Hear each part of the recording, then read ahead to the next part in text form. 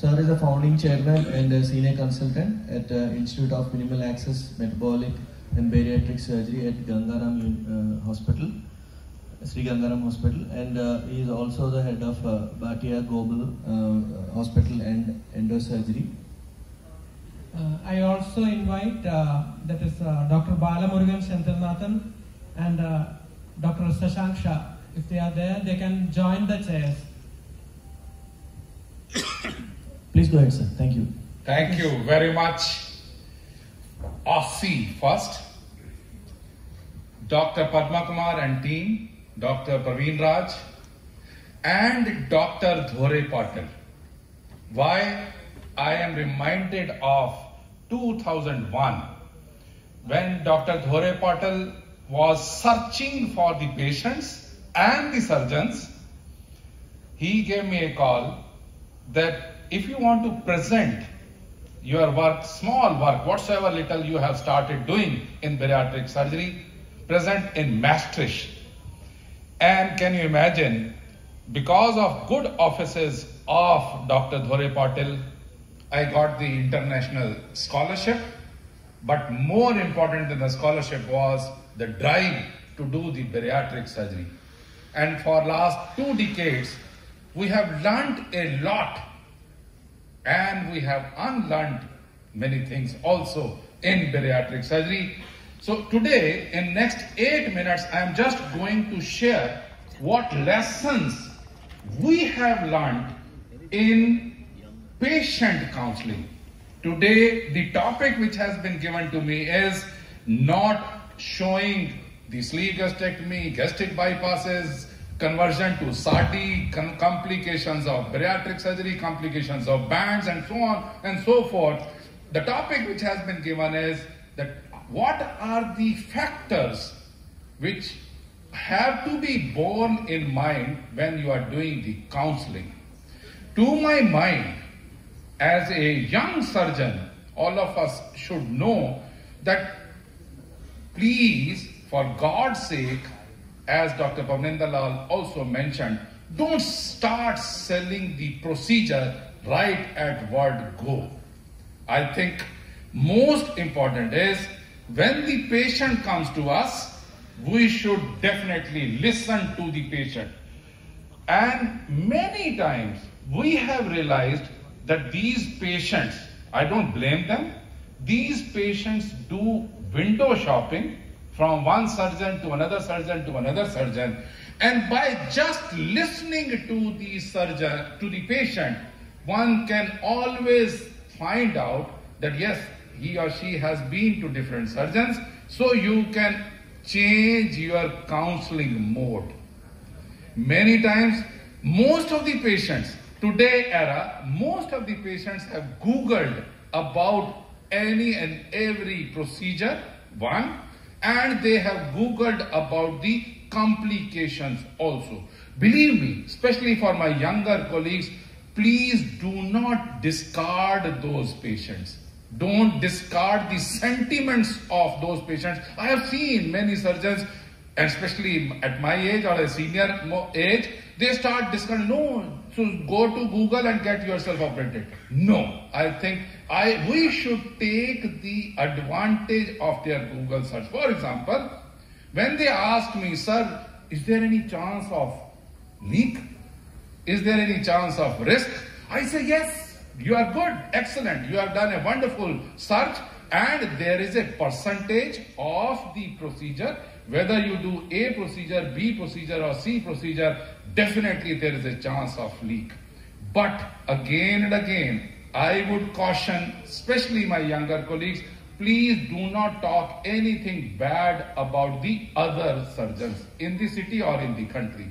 You should tell positively about your procedures which you are going to do. Many times patients will try to put you in a tight corner. Sir, XYZ says that this is the procedure which is going to suit you, not the sleeve gastrectomy, for example, which you are telling. So I should tell them, yes, sleeve gastrectomy is the commonest procedure which is being done today. It has seen the test of time and it has definitely, all of us know how to do gastric bypass also, But for you, the procedure which I am offering to you is sleeve gastrectomy. So what I mean to say is, please do not oversell the procedure.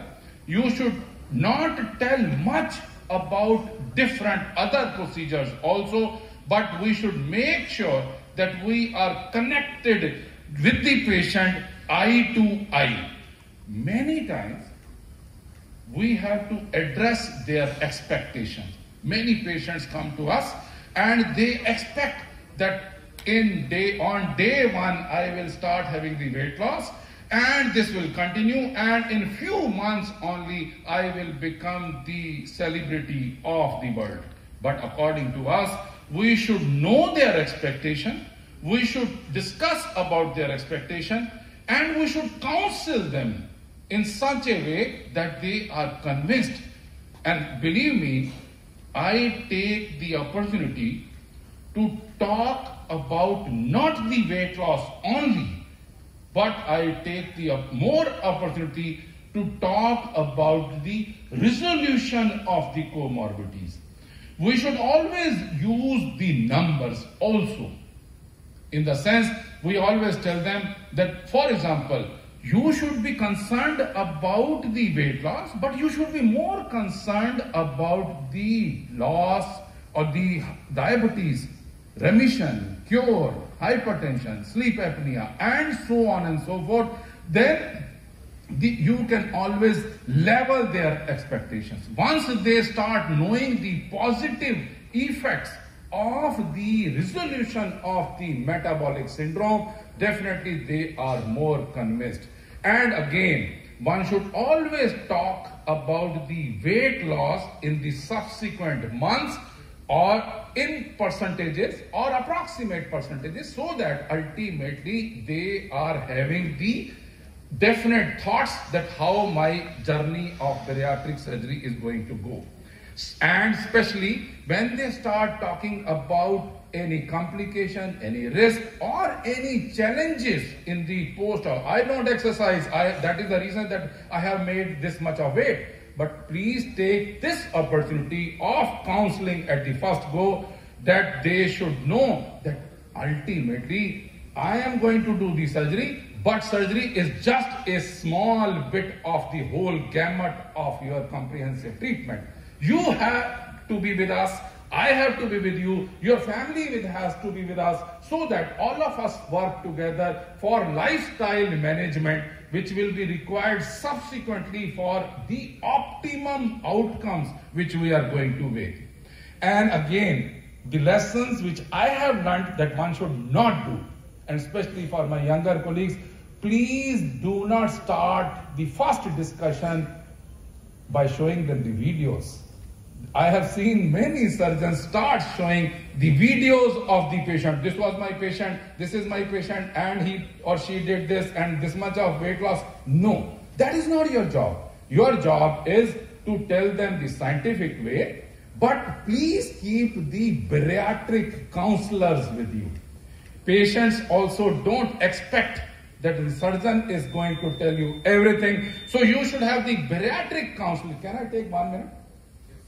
So bariatric counselor, or those counselors who have already undergone surgery on themselves. They are the best, I would say, marketing people. And they have the pain also, that this patient is going to have this much of graft, and I also went through this, and that is the reason that I have been able to maintain. So definitely we should always encourage the bariatric patients who are smart enough to become your counselors and ultimately get the best possible results, and let them show the videos of the patients rather than surgeon showing. And as discussed, I would not shy away from telling them the complications, but definitely we should counsel them. There are complications, but I am taking so much of precautions of getting the investigations done, all the investigations done, and then only we are able to give you this proper surgery.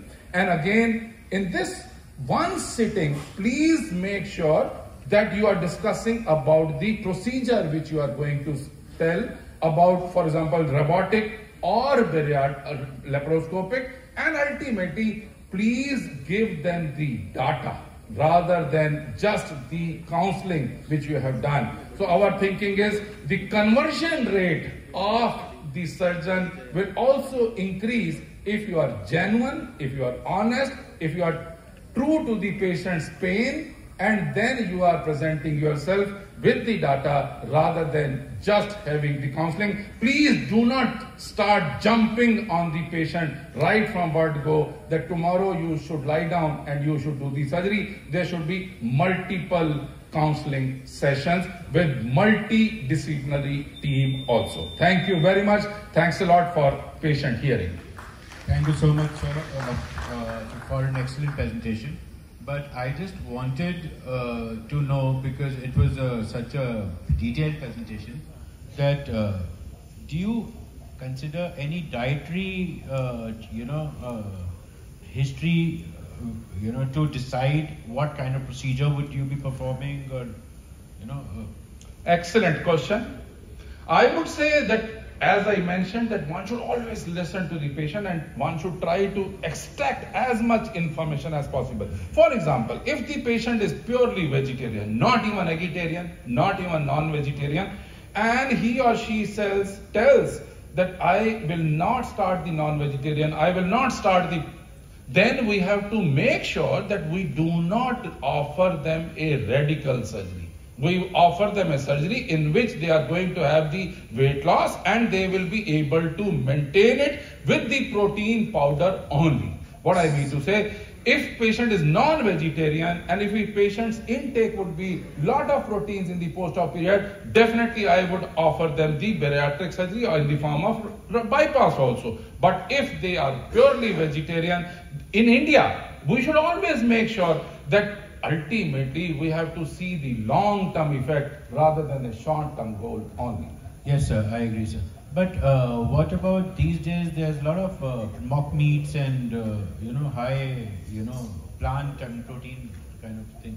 So what do you do with those patients? Absolutely. Honestly speaking, we have seen enough of patients, and once you start telling them that you should take protein powder 3 scoops per day, but believe me, 99% of the patients take for first few months and then they start taking 2 scoops, 1 scoop, stop it and go back. So our thinking is it should be counseling again and again by our nutritionist, dietitian, so that ultimately they, believe me, a small trick to have more involvement is to make them a WhatsApp group. All these patients are on a WhatsApp group. Whatsoever numbers we operate, yes. We put them on a WhatsApp group and they discuss with the nutritionist every now and then, and so that ultimately they are motivated to follow the dietary regime rather than giving up the protein powder very fast. Yes, sir. Thank you, sir. Thank you very much. Thanks a lot.